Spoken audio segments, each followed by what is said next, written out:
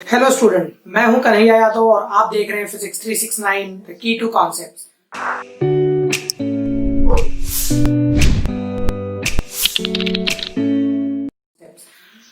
पिछले कुछ वीडियोस में हमने देखा कि मटेरियल्स की डिफरेंट डिफरेंट प्रॉपर्टीज क्या है और उस हिसाब से हमने पता किया कि मटेरियल को स्क्वीज, स्ट्रेच, बेंड करने जैसी प्रॉपर्टी से रिलेटेड मैथमेटिकल फाउंडेशन क्या है और किस तरीके से उसमें एनर्जी स्टोर होती है। और मटेरियल प्रॉपर्टीज के बारे में इतना ही काफी नहीं है, लेकिन मटेरियल प्रॉपर्टी में एक और फेनोमेनन आता है जो इलास्टिसिटी से थोड़ा दूर जरूर है, लेकिन मटेरियल की प्रॉपर्टी है जिसको हम कहते हैं friction. So what is friction? Friction का मतलब होता है कि जब दो कोई सरफेस या सॉलिड ऑब्जेक्ट के दो कोई सरफेस जब एक दूसरे पे रब करते हैं, स्लाइड करते हैं, उस समय वहां मोशन को अपोजिशन आता है। दैट मीन्स सिंपली अगर किसी ऑब्जेक्ट को दूसरे ऑब्जेक्ट पे रख के हमें ढकेलना हो तो नीचे दोनों के बीच रगड़ लगती है और उस रगड़ की वजह से हमें डिफिकल्टी फील होती है ऑब्जेक्ट को पुश करने में। और ये जो सेम डिफिकल्टी है ये प्रोड्यूस होती है फ्रिक्शनल फोर्स की वजह से। सो फ्रिक्शनल फोर्स प्रोड्यूस कैसे होता है, इसके कुछ दो तीन रीजन है। हम लोग बेसिक रीजन से पहले समझते हैं। एक रीजन है कि दुनिया का कोई भी ऑब्जेक्ट कितना भी स्मूथ हो, लेकिन माइक्रोस्कोपिक लेवल पे सपोज एक कोई वुडन ब्लॉक है, देखने में कितना भी स्मूथ क्यों ना दिख रहा हो उसका सरफेस, बट माइक्रोस्कोपिक लेवल पे हम अगर देखेंगे तो ब्लॉक के सरफेस में ऊबड़ खाबड़ जैसा ग्रेविंग्स जरूर होगा माइक्रोस्कोपिक लेवल पे। That means for an example, earth is round या ओवल हम कहते हैं। सो ओवल और राउंड से हमारा मतलब क्या होता है कि बहुत ही स्मूथ गोलाई होगी या बहुत ही स्मूथ इलिप्स या अंडे के शेप का होगा। बट हम लोग डेली देख रहे हैं कितनी बिल्डिंगें हैं, माउंट एवरेस्ट है और सी है, गहराइयां है, ऊंचाइयां है, खाड़ी है, बहुत सारी चीजें है जिसको हम टेरेन कहते हैं। Terrain, TERRIN, terrain. सो ये जो टेरेन है, इस टेरेन की वजह से हम सिंपली कह सकते हैं कि अर्थ का जो सरफेस है स्मूथ नहीं है, बहुत ही रफ है।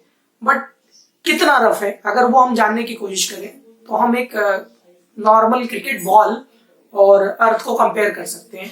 सो मैं कहूंगा कि अगर अर्थ को स्क्वीज करके छोटा किया जाए क्रिकेट बॉल के साइज का, तो अर्थ ज्यादा स्मूथ है क्रिकेट बॉल के मुकाबले, क्योंकि अर्थ का जो रेडियस है वो बहुत ज्यादा है।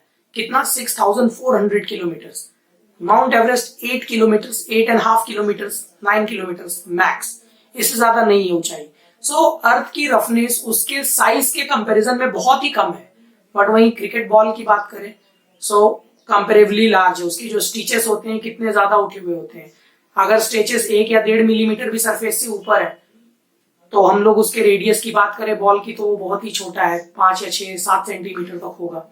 तो 6-7 सेंटीमीटर के बॉल पे 1-1.5 मिलीमीटर का रफनेस, पर अर्थ के केस में 6400 किलोमीटर के ऊपर लगभग 8 से 10 किलोमीटर का रफनेस। सो कंपेरेटिवली अर्थ ज्यादा स्मूथ है। क्योंकि हम बहुत ही बड़े स्केल पे देख रहे हैं तो अर्थ की रफनेस दिखाई देती है, बट बॉल की रफनेस दिखाई नहीं देती है हमारी आंखों से। सेम उसी तरीके से दुनिया के हर स्मूथ ऑब्जेक्ट का जो माइक्रोस्कोपिक डायग्राम होता है या माइक्रोस्कोपिक सरफेस होता है वो एकदम स्मूथ नहीं होता, क्योंकि एटम और मॉलिक्यूल से बना हुआ सरफेस ऑब्वियसली स्फेरिकल या ऊबड़ खाबड़ ही होगा, वो एकदम कभी स्ट्रेट नहीं हो सकता। बिल्कुल इसको इस तरीके से समझ सकते हैं कि अगर हर एक एटम अप्रोक्सीमेटली स्फीयर है तो स्पीयर्स को अरेंज करके कभी फ्लैट सरफेस नहीं बन सकती, बिकॉज स्पीयर्स के बीच खाली जगह बच जाएगी और जिसकी वजह से स्मूथनेस कभी पूरी तरीके से बन नहीं सकती। और यही रीजन है कि कोई भी सरफेस माइक्रोस्कोपिक लेवल पे स्मूथ नहीं होता।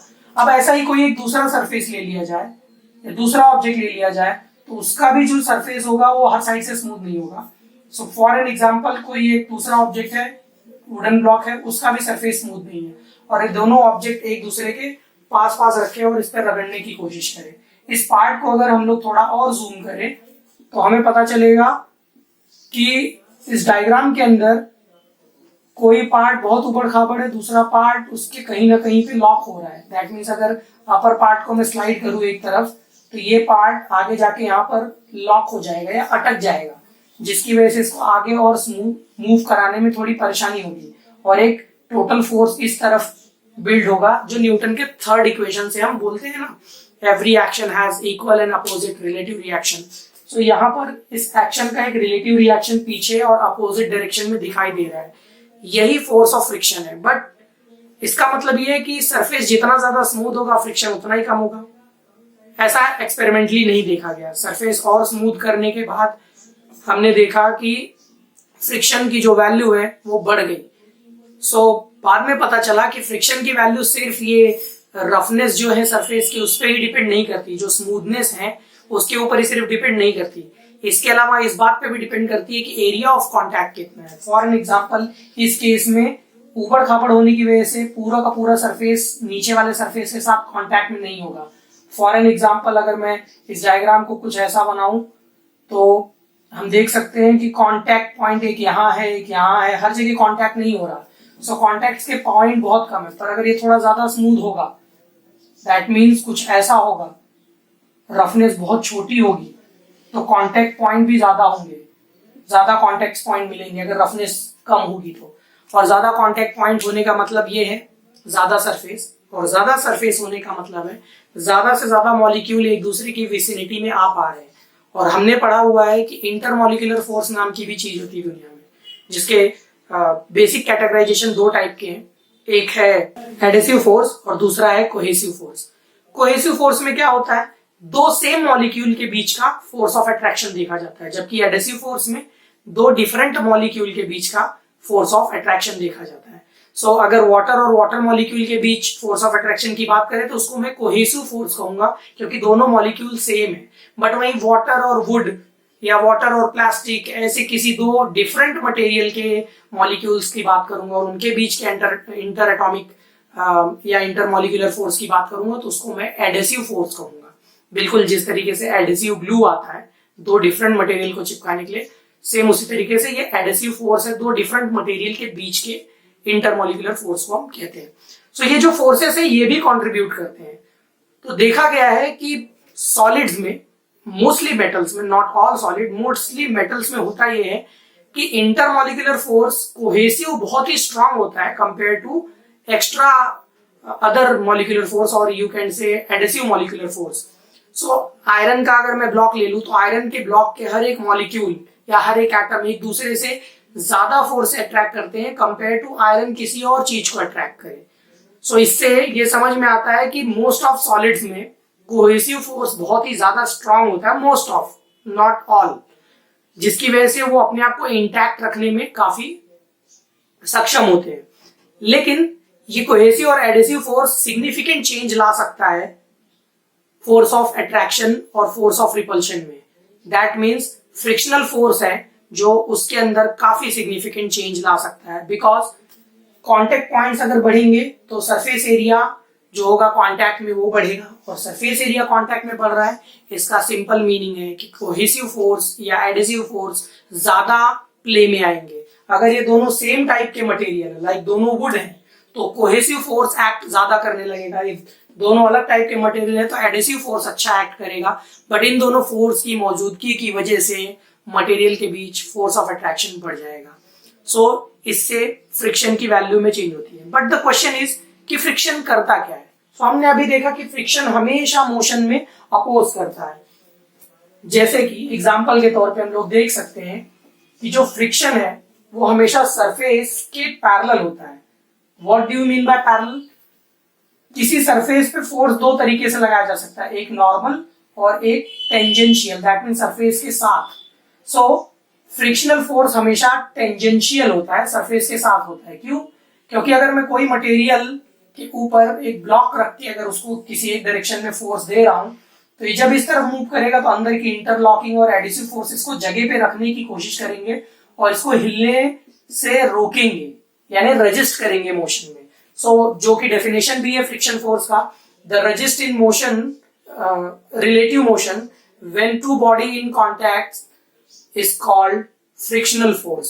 सो सेम यहाँ पर दो बॉडी कांटेक्ट में है और यहाँ पर जो मोशन में रेजिस्टेंस आ रही है इस फोर्स को कहेंगे कांटेक्ट फ्रिक्शन फोर्स। और कांटेक्ट में अगर हम ये फोर्स इस तरफ लगा रहे हैं तो फ्रिक्शन फोर्स इस डायरेक्शन में डेवलप होगा, that means parallel to the surface develop होगा इस पॉइंट पर, इन पूरे सरफेस पर जो कांटेक्ट में है। तो parallel to the point friction आ रहा है, जबकि मैंने फोर्स लगाया हुआ है ऑब्जेक्ट पे वो भी पैरेलल ही है सरफेस के। सो frictional force is always tangent. Now the question is कि कितना इंपॉर्टेंट है इसको स्टडी करना?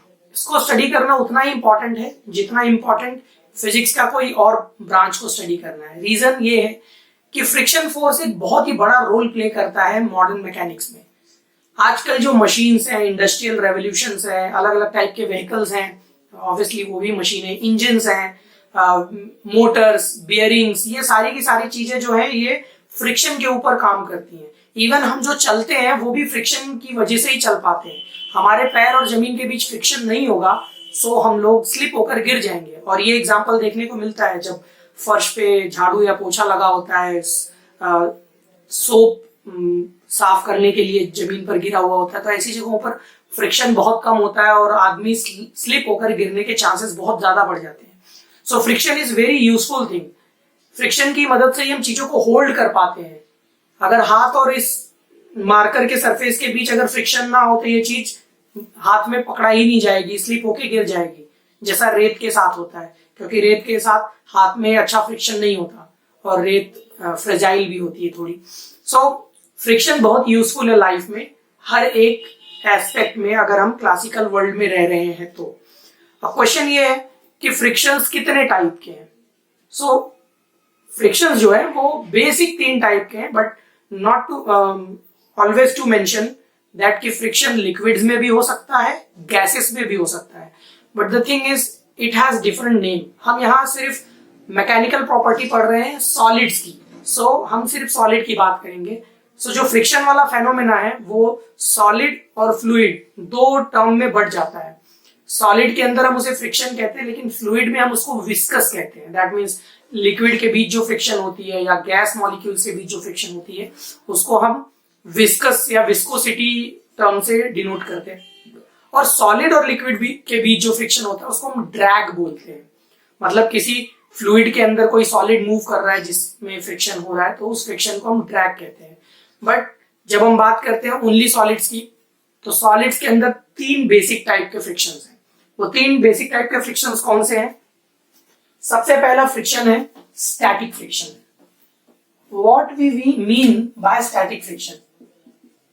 स्टैटिक वर्ड से ही पता चलता है कि स्टैटिक का मतलब होता है रुका हुआ, ना हिलने वाला।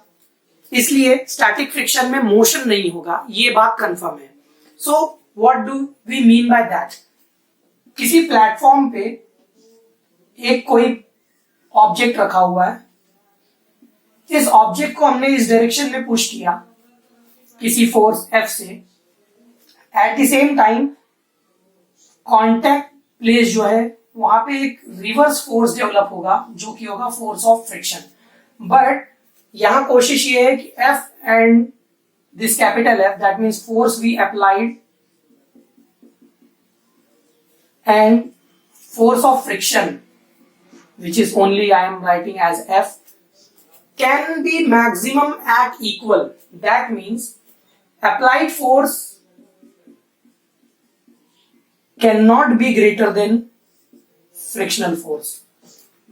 फ्रिक्शन फोर्स के कंपैरिजन में अगर अप्लाइड फोर्स, ये अप्लाइड फोर्स है हमारा, अगर ज्यादा हो गया तो ऑब्जेक्ट स्लिप करने लगेगा, मूव करने लगेगा। फ्रिक्शन फोर्स जब तक अप्लाइड फोर्स को बैलेंस कर रहा है, दैट मीन्स इक्वल है, तभी तक सिर्फ ऑब्जेक्ट मूव नहीं करेगा। सो क्वेश्चन ये है कि फ्रिक्शनल फोर्स है कितना? स्टैटिक फ्रिक्शनल फोर्स जो होता है उसकी खास बात यह है कि it is a self adjusting force. What do we mean by self adjusting? अगर मैं किसी ऑब्जेक्ट को मूव कराने के लिए मुझे किसी सरफेस पे मिनिमम 10 न्यूटन का फोर्स लगता है स्लिप कराने के लिए, तो अगर मैं 9 न्यूटन फोर्स डालता हूं तो वो स्लिप नहीं होगा। ऑब्वियसली क्यों स्लिप नहीं होगा? कि फ्रिक्शनल फोर्स जो है स्टैटिक फ्रिक्शन वो रिवर्स डायरेक्शन में 9 न्यूटन अप्लाई कर रहा है। बट अगर ये 9 न्यूटन मैंने अप्लाई किया है तो ये भी 9 न्यूटन अप्लाई कर रहा है। अगर ये 8 न्यूटन अप्लाइड है तो यहां पर भी 8 न्यूटन ही अप्लाई हो रहा है। अगर यहां पर 10 न्यूटन अप्लाई हो रही है तो यहां भी 10 न्यूटन अप्लाई हो रही है। But what if I am applying 11 Newton? जैसा मैंने कहा कि लिमिट 10 न्यूटन था, सो 10 न्यूटन तक तो कोई मोशन हुआ नहीं, लेकिन 11 न्यूटन लगाते ही फ्रिक्शनल फोर्स 10 न्यूटन ही रहेगा। This is limit. सो दो सरफेस के बीच मिनिमम कितना फोर्स चाहिए एक दूसरे पे स्लिप होने के लिए, उस पर्टिकुलर फोर्स ऑफ फ्रिक्शन को हम कहते हैं limit of static friction, because after that point object will start to slide. अगर ऑब्जेक्ट स्लाइड कर रहा है तो अब it is not a static object, अगर वो रुका हुआ नहीं है तो उसको हम स्टैटिक नहीं कह सकते। अब वो ऑब्जेक्ट मूव कर रहा है तो वो दूसरी कैटेगरी में जाएगा उस समय का फ्रिक्शन, बट जब तक ऑब्जेक्ट नहीं मूव हो रहा था तब तक उस प्रोसेस को हम स्टैटिक फ्रिक्शन के अंडर कंसीडर करेंगे। सो हमने क्लियरली देखा एग्जांपल के थ्रू कि स्टैटिक फ्रिक्शन में वैल्यू अप्लाइड फोर्स के हिसाब से चेंज होती है और हमेशा अपोजिट होती है। और इंटरेस्टिंग बात यह है कि अगर मैं ऑब्जेक्ट को रिवर्स डायरेक्शन में फोर्स लगाने की कोशिश करूं, दैट मीन्स अपोजिट डायरेक्शन में मैं फोर्स लगाऊं ऑब्जेक्ट को मूव करने के लिए, फोर्स अप्लाइड, तो फ्रिक्शन रिवर्स डायरेक्शन में, मैंने क्या बोला था शुरू में कि रेजिस्टेंस में यूज होगा, दैट मीन्स मोशन को रेजिस्ट करेगा हमेशा फ्रिक्शन। इसका मतलब अगर फोर्स मैं इस तरफ अप्लाई कर रहा हूं तो फोर्स ऑफ फ्रिक्शन इस तरफ अप्लाई होगा। तो स्टैटिक फ्रिक्शन के लिए इट इज मोर इंपॉर्टेंट कि force of friction will always be great, cannot be less than force applied. Static friction तभी अप्लाई होगा जब force of friction applied force से कम नहीं होगा। सो क्या हो सकता है, अप्लाइड फोर्स से फोर्स ऑफ फ्रिक्शन या तो इक्वल हो सकता है या तो ज्यादा हो सकता है, बट मैंने पहले ही बताया कि फोर्स ऑफ फ्रिक्शन स्टैटिक में सेल्फ एडजस्टिंग है, मतलब अप्लाइड जितना होगा उतना ही जनरेट होगा, क्योंकि न्यूटन का थर्ड लॉ क्या कहता है कि every action has equal and opposite relative reaction. So जितना अप्लाइड लगाएंगे उतना ही डेवलप होगा, that means it can not be greater than it also, so it will be always equal. लेकिन जिस पॉइंट पे अप्लाइड फोर्स ज्यादा हुआ उस पॉइंट पे ये मूव करना शुरू कर देगा और वहां फिर आ जाएगी सेकेंड कैटेगरी। पर सेकेंड कैटेगरी में जाने से पहले हम बात कर लेते हैं इक्वेशन की। सो कितना फोर्स ऑफ फ्रिक्शन होगा, तो पता चला है मैथमेटिकली, एक्सपेरिमेंटली कि force of friction normal reaction पे बहुत ही ज्यादा डिपेंडेंट होता है। What do we mean by normal reaction? So normal reaction का मतलब होता है कि अगर किसी एक ऑब्जेक्ट पर कोई दूसरा ऑब्जेक्ट रखा हुआ है या फिर कांटेक्ट में है, तो दोनों ऑब्जेक्ट एक दूसरे के ऊपर फोर्स पुल करते हैं, इस वजह से दोनों कांटेक्ट में है। तो फर्स्ट ऑब्जेक्ट सेकेंड ऑब्जेक्ट पे जो फोर्स पुल करता है उसको कहते हैं normal reaction of the first object on second object, और सेम उसी टाइप से सेकेंड ऑब्जेक्ट फर्स्ट पे जो पुल करता है उसको हम कहेंगे normal reaction of second object on first object.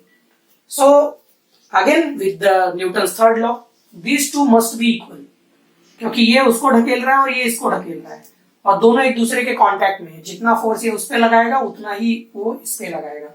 For an example, if I am pressing down this board और बोर्ड मूव नहीं कर रहा, इसका मतलब ये है कि बोर्ड भी इक्वली उतना ही फोर्स आउटवर्ड्स लगा रहा है।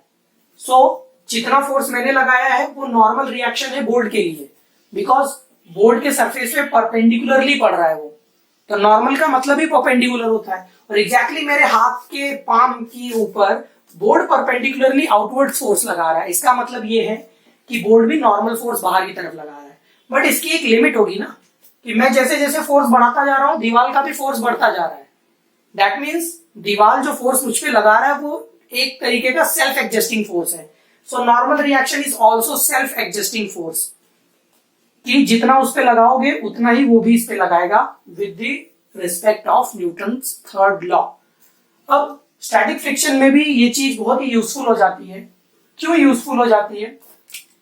कि जब ऑब्जेक्ट के ऊपर नॉर्मल रिएक्शन लगता है तो ये ऑब्जेक्ट उस पे नॉर्मल रिएक्शन जो लगा रहा है, इस नॉर्मल रिएक्शन की वजह से क्या होता है, ये दोनों ऑब्जेक्ट और क्लोज आते हैं, जिसकी वजह से इनके अंदर की इंटरलॉकिंग बढ़ जाती है। उसके साथ साथ ही दोनों ऑब्जेक्ट के बीच मॉलिक्यूल्स क्लोज आते हैं और इंटरमॉलिक्यूलर फोर्स बढ़ जाता है, जिसकी वजह से एडेसिव या कोहेसिव फोर्स जो भी यहाँ एक्ट हो रहा होगा वो भी थोड़ी इंक्रीज हो जाती है। सो मैं क्लियरली कह सकता हूँ कि नॉर्मल रिएक्शन पे डिपेंड करता है कि यहाँ फोर्स ऑफ फ्रिक्शन कितना होगा।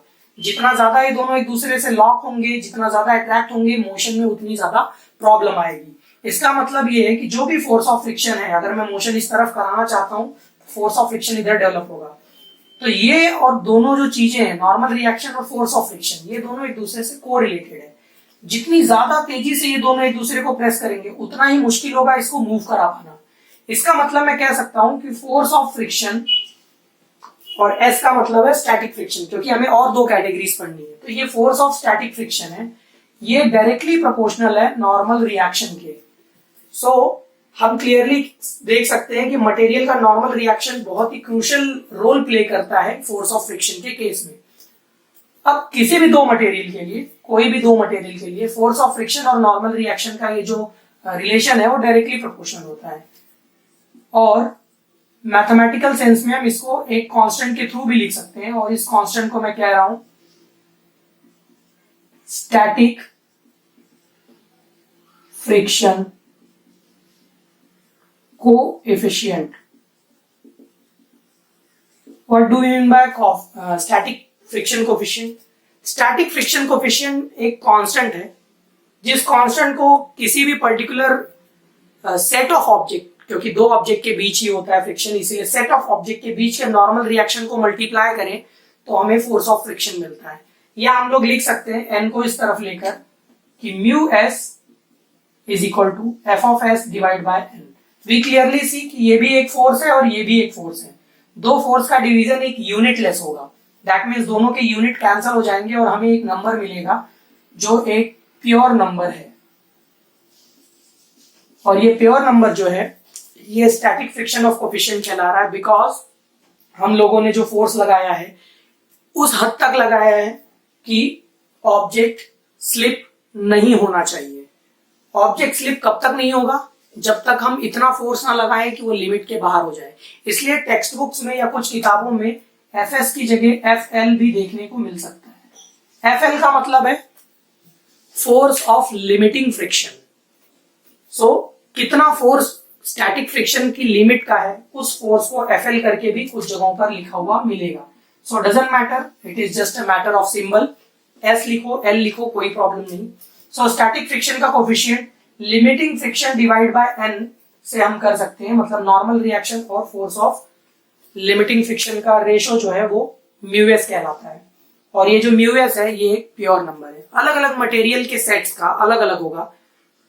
फॉर एन एग्जाम्पल, जब हम बात करते हैं रोड और टायर की, जब हम गाड़ियां चलाते हैं रोड पे, हम ये नहीं चाहते कि टायर स्लिप हो अंदर या बाहर की तरफ। सो टायर अंदर या बाहर की तरफ स्लिप ना हो, दैट मीन्स रोड के बीचों बीच रहे। तो इसका ये मतलब है कि हम चाहते हैं कि टायर स्टैटिक रहे, हॉरिजेंटली, रोड के हॉरिजेंटली स्टैटिक रहे। अलोंग दी रोड तो हमें मूव करना ही है, बट अराउंड दी रोड नहीं मूव करना है, उसके परपेंडिकुलर डायरेक्शन में, लेटरल डायरेक्शन में मूव नहीं करना है। दैट मीन्स हम नहीं चाहते टायर स्लिप हो किसी भी डायरेक्शन में। सो स्टैटिक फ्रिक्शन टायर और रोड के बीच अच्छा होना चाहिए, बट बारिश वगैरह के समय क्या होता है, रोड और टायर के बीच आ जाता है वाटर का लेयर, जिसकी वजह से स्टैटिक फ्रिक्शन कोएफिशिएंट पे असर पड़ता है, क्योंकि फोर्स ऑफ फ्रिक्शन जो है, नॉर्मल रिएक्शन है, ये चेंज हो जाते हैं, एरिया ऑफ कॉन्टैक्ट चेंज हो जाता है, कोहेसिव एडेसिव फोर्स चेंज हो जाता है, क्योंकि एक डिफरेंट मॉलिक्यूल का इंटरफेरेंस हो रहा है, जिस वजह से बहुत ज्यादा चांसेस होते हैं बारिश के मौसम में टायर्स और गाड़ियों के टायर स्लिप हो जाने के। सो इसलिए कई रोड्स पे बोर्ड्स लिखे जाते हैं कि यहाँ पर बारिश के समय इस स्पीड से ज्यादा आगे जाना सेफ नहीं है, या लिमिट रखी जाती है, स्पीड लिमिट अलग अलग जगहों पर रोड पे रखी जाती है।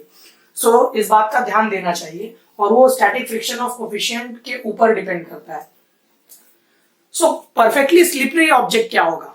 परफेक्टली स्लिपरी ऑब्जेक्ट वो होगा जिस ऑब्जेक्ट का स्टैटिक फ्रिक्शन कोएफिशिएंट 0 होगा। दैट मींस म्यू एस अगर 0 है दो ऑब्जेक्ट्स के बीच, दैट मीन्स वो ऑब्जेक्ट जरा सा भी फ्रिक्शन जनरेट नहीं करते। But this is physically not possible. दुनिया का कोई मटेरियल ऐसा नहीं हो सकता जिन दोनों के बीच स्टैटिक फ्रिक्शन का कोएफिशिएंट 0 हो पूरी तरीके से। मैं फिजिकल बड़े ऑब्जेक्ट्स की बात कर रहा हूँ, क्लासिकल लिमिट के अंदर। हम इसमें क्वांटम मैकेनिक्स और लोअर ऑब्जेक्ट, माइक्रोस्कोपिक ऑब्जेक्ट्स की बात नहीं कर रहे हैं, हम normal life, daily life objects की बात कर रहे हैं। सो म्यू एस की वैल्यू 0 नहीं हो सकती, और 1 है अगर दो ऑब्जेक्ट्स के बीच स्टैटिक फ्रिक्शन ऑफ कोएफिशिएंट, तो वो मटेरियल के बीच जरा सा भी स्लिपिंग नहीं होने वाला किसी भी फोर्स पर। दैट मीन्स नॉर्मल रिएक्शन जिस हिसाब से होगा, फोर्स उस हिसाब से बढ़ता चला जाएगा, लेकिन कभी स्लिप नहीं करेगा वो ऑब्जेक्ट। बट इन रियलिटी 1 भी पूरी तरीके से पॉसिबल नहीं है। सो म्यूएस की वैल्यू 0 से लेके 1 के बीच कोई एक नंबर हो सकता है, अलग अलग ऑब्जेक्ट्स के बीच अलग अलग वैल्यू आती है। नाउ द क्वेश्चन इज कि जब स्लिप होने लगेगा तब क्या? जब हमने फोर्स लिमिटिंग फ्रिक्शन के आगे देना शुरू कर दिया, फ्रिक्शन के लिमिट के बाहर, तब क्या होगा? जब हम फ्रिक्शन के लिमिट के बाहर फोर्स देना चालू कर देते हैं तो सेकेंड कैटेगरी एक्टिव हो जाती है, और वो सेकेंड कैटेगरी है kinetic friction. Why kinetic friction? Because it is moving, इसीलिए उसको एक और नाम है dynamics. So first friction was static, second friction is kinetic और डायनेमिक। डायनेमिक काइनेटिक दोनों ही रिफर करते हैं मोशन को लेकर। दैट मीन्स ऑब्जेक्ट अगर स्लाइड कर रहा है उस पर्टिकुलर प्रोसेस में फ्रिक्शन कितना है। दैट मीन्स ऑब्जेक्ट पे नॉर्मल रिएक्शन n है, ऑब्जेक्ट पे फोर्स अप्लाई किया गया है F, और ऑब्जेक्ट अपोज कर रहा है फ्रिक्शनल फोर्स से। बट थिंग इज कि ऑब्जेक्ट मूव भी कर रहा है, ऑब्जेक्ट में मोशन है, वेलोसिटी है फोर्स अप्लाइड के डायरेक्शन में। दैट मीन्स फ्रिक्शनल फोर्स कोशिश तो कर रहा है ऑब्जेक्ट को स्लो डाउन करने की, बट उसको रोक पाने में पूरी तरीके से काबिल नहीं है। अगर अप्लाइड फोर्स हटा दे तो कुछ देर में ये रोक लेगा, लेकिन अप्लाइड फोर्स अगर लगातार लगी रहेगी तो फोर्स ऑफ फ्रिक्शन उसको लगातार सिर्फ काउंटर करेगा बट रोक नहीं पाएगा। यही रीजन है कि जब हम कोई ऑब्जेक्ट्स अर्थ पे इन्वायरमेंट में फेंकते हैं तो एक पर्टिकुलर डिस्टेंस पे जाने के बाद वो रुक सा जाता है। क्यों? क्योंकि एयर और बॉल या ऑब्जेक्ट के बीच फ्रिक्शन होता है, जिसकी वजह से उसकी स्पीड स्लो होती चली जाती है टाइम के हिसाब से, और वो रुक जाता है। सो वहां पर काइनेटिक फ्रिक्शन काम करता है। इस पर्टिकुलर केस में भी काइनेटिक फ्रिक्शन इसी तरीके से काम कर रहा है। नाउ द थिंग इज कि इस पर्टिकुलर केस में force applied is always greater than force of friction, where static के केस में क्या था? फोर्स अप्लाइड जो था can not be greater than force of friction. अगर अप्लाइड फोर्स फ्रिक्शन फोर्स के ज्यादा है तो ये इस कैटेगरी में नहीं आएगा, बट अगर ये है तो ही इस कैटेगरी में आएगा। तो ये नई कैटेगरी जो दूसरी वाली है, इसका एक और मतलब निकाल सकते हैं कि फोर्स अप्लाइड इज इक्वल और less than force of friction. But मैंने बताया कि ये सेल्फ एडजस्टिंग फोर्स है, इसलिए ये हमेशा इक्वल होता है, अप्लाइड फोर्स के हिसाब से एडजस्ट करता है, बट कभी ऊपर नहीं जाने देता, इसलिए ये स्टेटमेंट लिखना ज्यादा सही होगा। काइनेटिक फ्रिक्शन में अप्लाइड फोर्स हमेशा फ्रिक्शनल फोर्स से ज्यादा होता है, इसलिए हम लोग कह सकते हैं कि force of friction in this case is less than the static friction. अब क्वेश्चन ये है कि इसका इक्वेशन क्या होगा?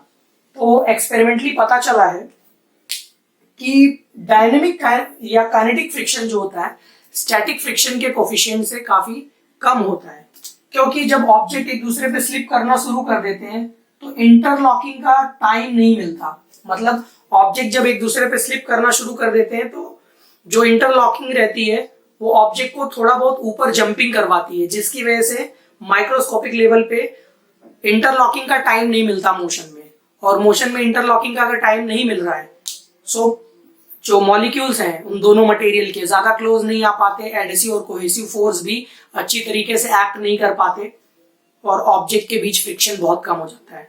सो मूविंग ऑब्जेक्ट जो होता है उसको लगने वाला जो फोर्स होता है फ्रिक्शन के अगेंस्ट वो कम होता है कंपेयर टू लिमिटिंग फोर्स।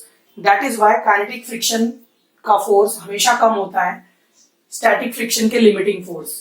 यहां पर भी देखा गया है कि फोर्स ऑफ काइनेटिक फ्रिक्शन जो है, जिसको मैं एफ के कहूंगा, वो भी नॉर्मल रिएक्शन के ही प्रोपोर्शनल होता है। सो नॉर्मल रिएक्शन जितना ज्यादा रहेगा यहाँ पर फोर्स ऑफ काइनेटिक फ्रिक्शन भी उसी हिसाब से रहेगा।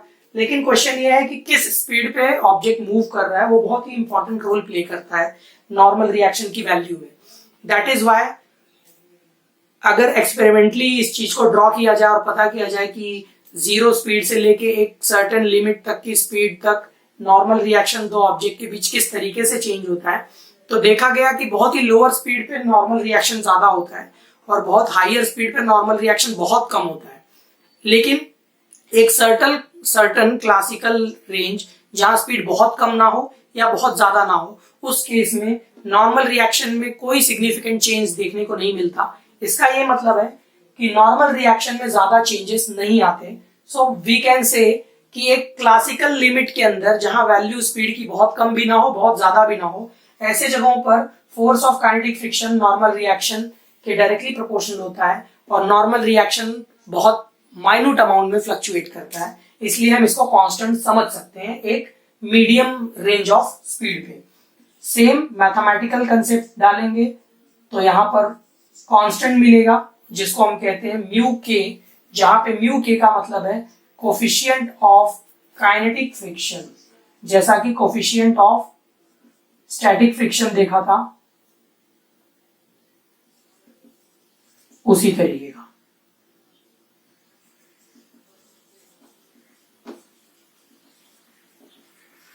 कोफिशिएंट ऑफ काइनेटिक फ्रिक्शन को भी हम लोग लिख सकते हैं सेम उसी तरीके से, mu K is equal to F K divide by N.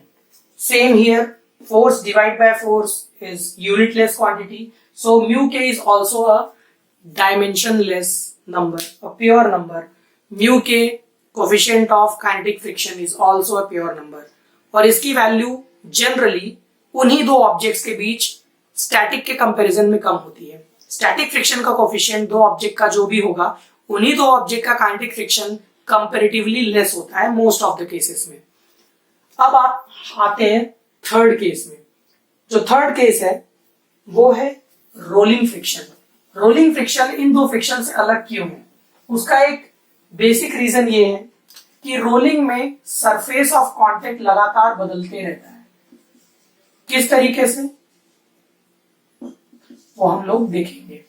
So rolling friction में क्या होता है कि ऑब्जेक्ट किसी एक पॉइंट पे ही सिर्फ अटैच रहता है,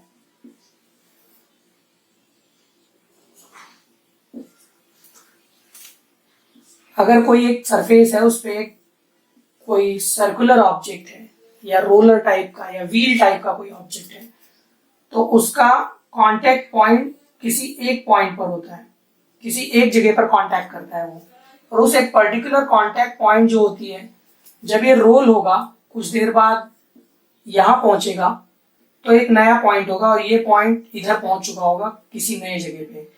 दिस इज ओल्ड पॉइंट और हमें यहाँ न्यू पॉइंट मिलता है। That means point of contact लगातार बदल रहा है, जबकि स्टैटिक या काइनेटिक में क्या हो रहा था कि कोई फिक्स सरफेस थी जो लगातार कांस्टेंट थी कांटेक्ट में। काइनेटिक और स्टैटिक के केस में, रोलिंग के केस में ये लगातार बदल रहा है, जिसकी वजह से फोर्स ऑफ फ्रिक्शन यहाँ बहुत ज्यादा कम हो जाता है और एक पॉइंट पे कांटेक्ट होने की वजह से ये उतना पावरफुल फोर्स ऑफ फ्रिक्शन नहीं है। सो रोलिंग फ्रिक्शन जो होता है ये सबसे कम वैल्यू का फ्रिक्शन होता है, और यही रीजन है कि क्यों हम किसी चीज में टायर्स या व्हील्स लगाते हैं। तो व्हील्स लगाने की वजह से फ्रिक्शन कम हो जाता है, जिससे मोशन आसान हो जाता है। लेकिन इसके कुछ फायदे भी हैं, कुछ नुकसान भी हैं। फॉर एन एग्जांपल, फायदे ये है कि रोलिंग फ्रिक्शन बहुत कम होने की वजह से व्हील वाले जितने भी ऑब्जेक्ट्स होते हैं उनके स्लिप होने के चांसेस बढ़ जाते हैं, क्योंकि कांटेक्ट पॉइंट कम है। लेकिन इसका एक फायदा ये होता है कि रोलिंग फ्रिक्शन की वजह से फोर्स जो पुल करने के लिए, मोशन करने के लिए लगाना पड़ता है वो बहुत कम लगाना पड़ता है, क्योंकि रोलिंग फ्रिक्शन कम है तो फोर्स भी अप्लाई कम करना पड़ेगा क्योंकि काउंटर फोर्स हमारे पास ज्यादा नहीं मिलता रोलिंग फ्रिक्शन से। रोलिंग फ्रिक्शन के भी केस में देखा गया है कि नॉर्मल रिएक्शन जो भी व्हील का या टायर का सरफेस पे पड़ रहा होगा उसमें फोर्स ऑफ फ्रिक्शन जो Fr से मैं डिनोट कर रहा हूं वो भी नॉर्मल रिएक्शन के डायरेक्टली प्रोपोर्शनल होता है, जिसको मैथमेटिकली हम लोग लिख सकते हैं force of rolling friction is equal to mu R into N, and again mu R can be given as force of rolling friction divided by normal reaction. So expressions तीनों ही फ्रिक्शंस में same है, but उनके coefficients और उनके forces के नाम different है। कोफिशिएंट्स का नाम जैसे कि हमने यहाँ देखा static coefficient, kinetic coefficient, so यहाँ पर रोलिंग कोफिशिएंट ऑफ फ्रिक्शन होगा, I am so sorry, it is mu R. So rolling coefficient of friction, rolling coefficient of friction static और काइनेटिक फ्रिक्शन दोनों के कंपैरिजन में कम होता है। सो अगर हम एक प्रेसिडेंस बार बनाए या एक इंक्रीजिंग या डिक्रीजिंग ऑर्डर में रखने की कोशिश करें तो मैं कह सकता हूं कि mu S is greater than mu K which is greater than mu R, किसी दो ऑब्जेक्ट्स के लिए। तो कोई भी दो ऑब्जेक्ट्स के बीच का अगर स्टैटिक फ्रिक्शन है तो म्यू के और म्यू आर उससे हमेशा कम होंगे, म्यू आर सबसे कम होगा, म्यू के मिडल में होगा। ये एक जनरल अजम्पशन है, ये हमेशा ट्रू नहीं हो सकता, but most of the cases में ये ट्रू है। अब क्वेश्चन ये है कि इतनी सारी चीजें, रोलिंग और सारे फ्रिक्शन पढ़ने के बाद फ्रिक्शन के कुछ एडवांटेजेस भी होते हैं और कुछ डिसएडवांटेजेस भी होते हैं। सबसे पहले हम उसके डिसएडवांटेजेस देखते हैं। तो फ्रिक्शन का सबसे पहला डिसएडवांटेजेस ये है, डिसएडवांटेज, कि जब भी कहीं फ्रिक्शन होता है तो हीट प्रोड्यूस होती है, जिसकी वजह से एनर्जी लॉस बहुत होता है। फॉर एन एग्जाम्पल, हम किसी व्हीकल के टायर्स की बात करें या ब्रेक्स के बीच बात करें, तो ब्रेक्स तो यूजफुल है ही, लेकिन ब्रेक्स लगाने से हीट प्रोड्यूस होती है, जिसकी वजह से मटेरियल घिस जाता है और उसके साथ साथ ही एफिशिएंसी डाउन हो जाती है। मशीनों को इसीलिए लगातार रिड्यूस करने के लिए फ्रिक्शन को हमको ऑयल, ग्रीस लगाना पड़ता है। सो ये कुछ मेथड है जिससे हम रिड्यूस कर सकते हैं इस काइंड के डिसएडवांटेज को, फ्रिक्शन के। तो फ्रिक्शन के ये डिसएडवांटेज है कि heat production, noise production, material का खराब कर देना, दैट मीन्स लगातार घिसते रहने से मटेरियल खराब होते हैं। सो ये कुछ डिसएडवांटेजेस हैं, लेकिन जरूरी ये है कि हम इसके एडवांटेज भी पढ़ें। कि मैंने जैसा पहले बताया, हम कोई ऑब्जेक्ट होल्ड नहीं कर पाएंगे अगर वो नहीं होगा, हम चल नहीं पाएंगे। सो एक तरीके से मैं कह सकता हूं कि फ्रिक्शन एक नेसेसरी इविल है, मतलब जरूरी भी है, बट बिना उस जरूरी भी है, पर उसके ना होने पे प्रॉब्लम भी बहुत है, उसके होने से भी प्रॉब्लम बहुत है। सो इसीलिए इसको हम कहते हैं नेसेसरी इविल। कुछ जगहों पे हमें अवॉइड करना है, कुछ जगहों पे हमें उसकी जरूरत है। सो इसीलिए ये हर जगह होता है। लेकिन मशीन्स की इफिशियंसी डाउन होती है, पेट्रोल ज्यादा यूज होता है गाड़ियों में अगर फ्रिक्शन ज्यादा हो, इसीलिए मशीनों पे लगातार ऑयलिंग, ग्रीसिंग की जाती है, जिसको हम कहते हैं ल्यूब्रिकेशन। सो ये कुछ मेथड्स हैं जिससे हम फ्रिक्शंस को कम कर सकते हैं और अवॉइड कर सकते हैं हीटिंग वगैरह। सो इस तरीके से मटेरियल प्रॉपर्टी का ये सेशन एंड होता है। आप लोगों को अगर कोई भी क्वेरी हो तो नीचे कमेंट बॉक्स हमेशा खुला हुआ है, आपको जो भी क्वेश्चन पूछना है आप लोग पूछ सकते हैं। मैं हमेशा की तरह हाजिर रहूंगा आने वाले समय में किसी और टॉपिक के साथ, किसी और प्लेलिस्ट में। तब तक के लिए देखते रहिए ऐसे फंडामेंटल कंसेप्ट्स को समझने के लिए फिजिक्स 369 एंड स्टे कनेक्टेड।